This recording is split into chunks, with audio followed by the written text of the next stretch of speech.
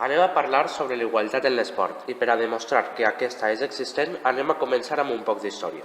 Començarem amb l'esport a l'antiga Grècia, on la principal manifestació d'aquests eren els Jocs Olímpics dedicats al déu Zeus, considerat el déu més important de la mitologia, al qual ofrenaven durant els Jocs celebrats cada 4 anys.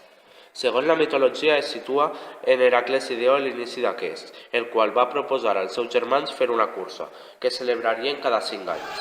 No obstant, això no és cert, ja que sols es tracta de mitologia. Hi ha confusió entre els autors sobre la data d'inici dels Jocs Olímpics. Alguns creuen que va ser en el 776 a.C. i altres pensen que va ser al 884.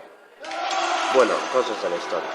En l'antiga Grècia ja hi havia mostres de desigualtat, ja que sols podien participar els homes lliures que parlaven grec. Home, lliure? Parles grec? Bueno, que et vaiga bé amb els lleons.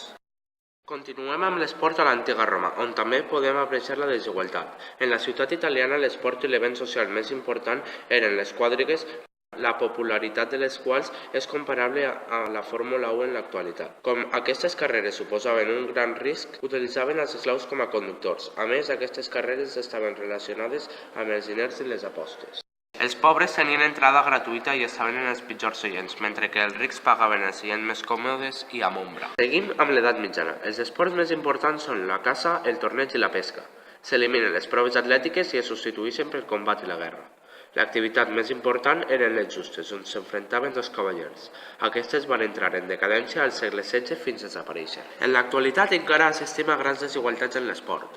Alguns dels esports més cars són la hípica, la vela, el golf, el bobsleigh i el globo aerostàtic, mentre que els més barats de practicar són el senderisme, el running, el ciclisme. Entre els esportistes més remunerats es troben els jugadors del futbol. Cristiano Ronaldo amb 79 milions d'euros a l'any i Messi amb 72 milions d'euros a l'any. A continuació es troba el bàsquet. LeBron James cobra 70 milions d'euros a l'any, seguit del tennis amb Roger Federer que cobra 60 milions d'euros a l'any. Aquestes dades contrasten amb les esportistes com Avi Niari, subcampiona als Jocs Olímpics de Rio 2016 en taekwondo, que va haver de fer un crowdfunding per a financiar el seu entrenament, on el francès Siri Carré, campió del món de piragua al 2007, que va haver de vendre fotografies dedicades. També hi ha diferències en la popularitat. A Espanya hi ha uns 900.000 federats al futbol i més de 300.000 al bàsquet, mentre que en esports com la pesca o la natació no arriben als 100.000.